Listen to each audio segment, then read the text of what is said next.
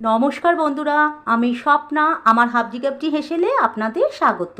আজকে আমি সর্ষে বাটা দিয়ে পাবদা মাছের ঝাল করব। আপনারা আমার সাথে থাকুন। কড়া গরম হয়ে গেছে, সর্ষের তেল দিয়ে দিলাম মাছ ভাজার জন্যে।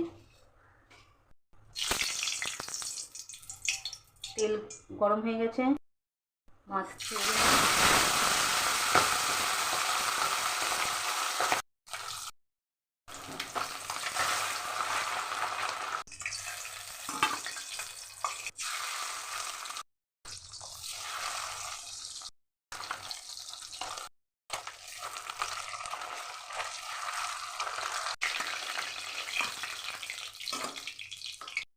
মাছ আমার সব ভাজা হয়ে গেছে।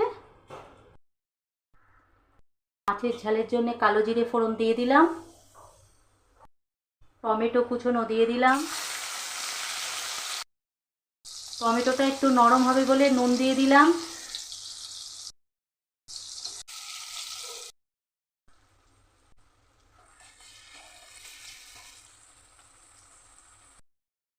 পরিমাণ মতন হলুদ, স্বাদ মতন লঙ্কার গুঁড়ো, সব একসাথে মিশিয়ে দেবো।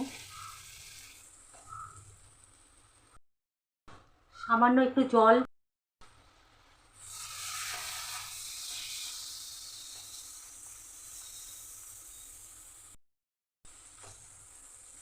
আর একটু জল মশলা কষাবার জন্যে।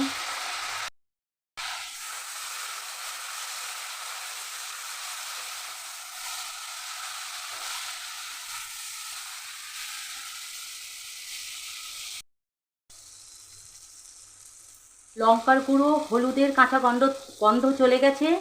কাঁচা লঙ্কা সর্ষে বাটা দিয়ে দিলাম।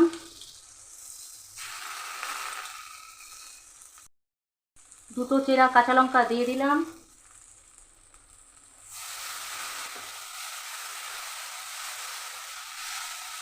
সর্ষে বেশি কষাবো না, তাহলে তেতো হয়ে যাবে। জল দিয়ে দিলাম মাছের ঝালের জন্যে।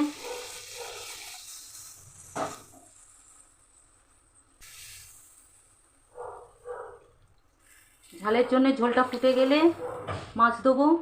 আর একটু নুন দিয়ে দিলাম স্বাদ মতন। ঝালের জন্য ঝোল ফুটে গেছে, এবার মাছগুলো সব দিয়ে দেবো। কয়েকটা চেরা কাঁচা লঙ্কা দিয়ে দিলাম আরও।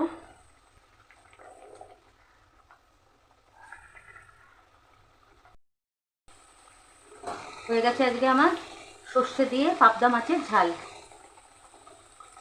ধনেপাতা দিলে খুব ভালো হয়, আজকে আমার কাছে ধনেপাতা নেই, নাহলে ধনেপাতা দিতাম।